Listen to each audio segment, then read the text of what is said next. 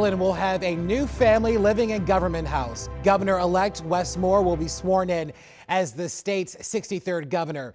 He acknowledges his win is breaking barriers, but he says he's focused on getting to work, and there are a few issues that will require his immediate attention.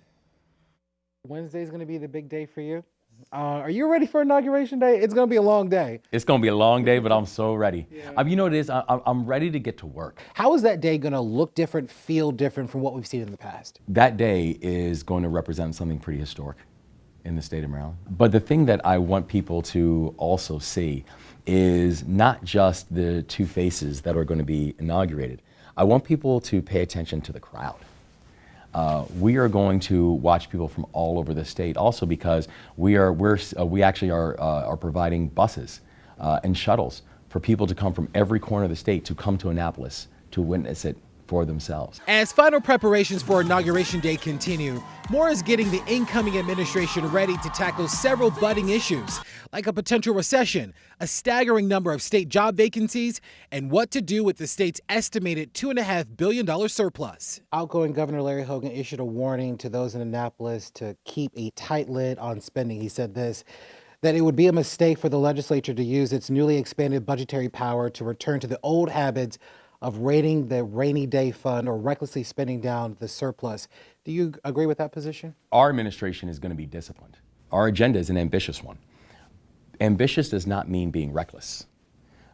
I believe deeply that we have to be smart because, we do have a surplus right now. But there's three main reasons why we have a surplus. We have a federal government that has infused capital in historic ways. We have market performance, particularly in equities, that has created a real lift.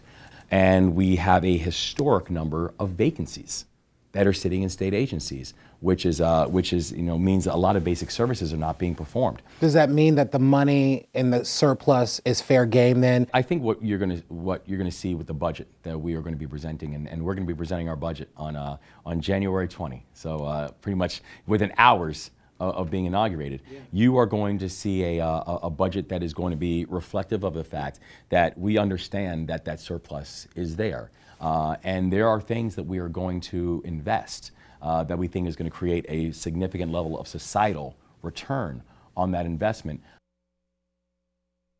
All right, so the governor-elect had a lot to say there. He did tell me that he was going to make news again on Wednesday, saying that his administration would make a major announcement. I was trying to get out of him. I was going to say, what do you think? I was working him throughout the afternoon, but he wasn't giving much information, just saying that they will make some sort of announcement at that time. Listen, I mean, he has got to get ready for what will be a bit of unusual time, right? It's going to be tough potentially. We could dip into a recession. It's likely we might hold it off, but it is certainly possible. Companies, corporations are starting to lay people off. We've been talking about that.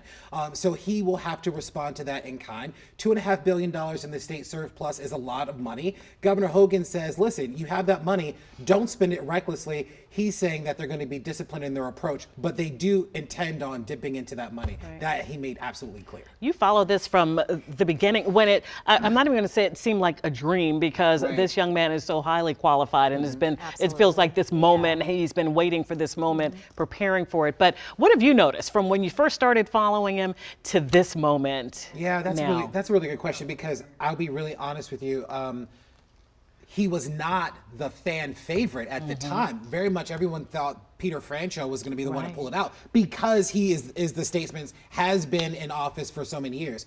I will say that the thing that I've appreciated about Wes Moore and his campaign is that they are very disciplined in their messaging, right? No one veers off. Military background. No one veers off task. They understand what the objective is. Everyone that you talk to that's associated with the campaign says pretty much the exact same thing. They do not get ahead of where Wes or Runa is at any point in time. They are very disciplined in their messaging, which I think is an indication of how they will lead and govern. And Marylanders will appreciate that. Absolutely. That clarity. Absolutely. And they deserve it as well. Right. Yeah. Thanks, Larry.